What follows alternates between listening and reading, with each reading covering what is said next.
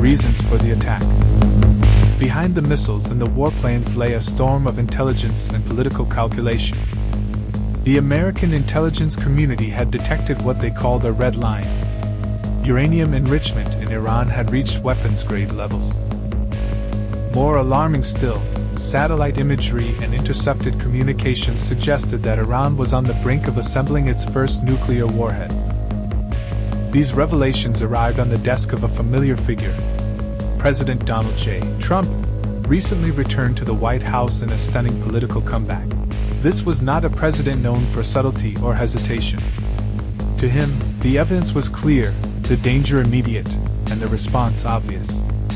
"We will not allow a terrorist regime to possess nuclear weapons," he declared before the operation, words that would later echo around the globe.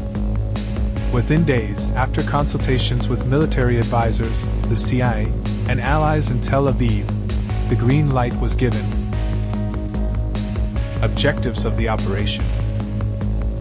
This was not merely a show of force. It was a calculated and deliberate act. Codenamed Midnight Hammer, the operation pursued clear strategic goals. First and foremost, it aimed to destroy or significantly delay Iran's ability to develop a nuclear weapon. Intelligence indicated Tehran was nearing the breakout point, the moment when it could build a bomb faster than the world could intervene. Washington saw a narrow window to act. Second, it was a message, not just to Iran, but to the world. The era of strategic patience was over. The US would no longer wait through stalled diplomacy and hollow promises. Preemptive action had returned to the playbook. Another goal was deterrence. Iran's allies, Hezbollah, Iraqi militias, the Houthis, had grown emboldened by America's restraint. This strike was a warning.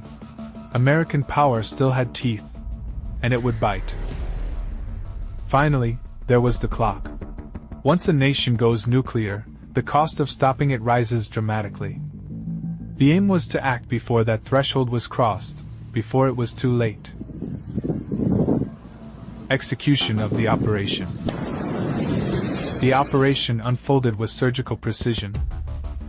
Just before dawn, B-2 Spirit stealth bombers lifted off from Whiteman Air Force Base in Missouri. Flying across the Atlantic and Middle East air corridors, they entered Iranian airspace under radar cover.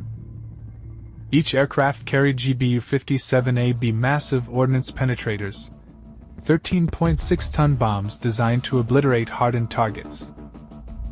Meanwhile, Virginia-class submarines in the Persian Gulf launched Tomahawk cruise missiles, striking radar, communications, and air defense sites.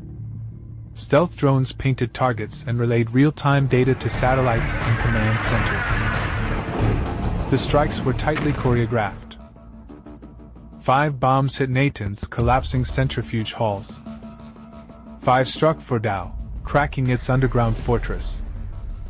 4 hit Isfahan, crippling its fuel conversion facilities. Electronic warfare aircraft jammed Iran's defenses, while satellites streamed infrared and thermal imagery to Pentagon screens. Inside the Pentagon's secure war room, commanders watched in silence. There would be no second attempt. Every strike had to count. And it did. In under 30 minutes, the operation was over. No American aircraft were lost. Iran's nuclear infrastructure lay in ruins. The skies went quiet, but the geopolitical landscape had shifted irreversibly. Results of the attack. When the dust settled, the narratives diverged. In Washington, military briefings celebrated the operation as a triumph. Natanz, they claimed, was reduced to rubble. Fordow's inner sanctums had collapsed. Isfahan's systems were incapacitated. The Iranian nuclear program, they said, had been set back by at least 5 years. Tehran, however, painted a different picture.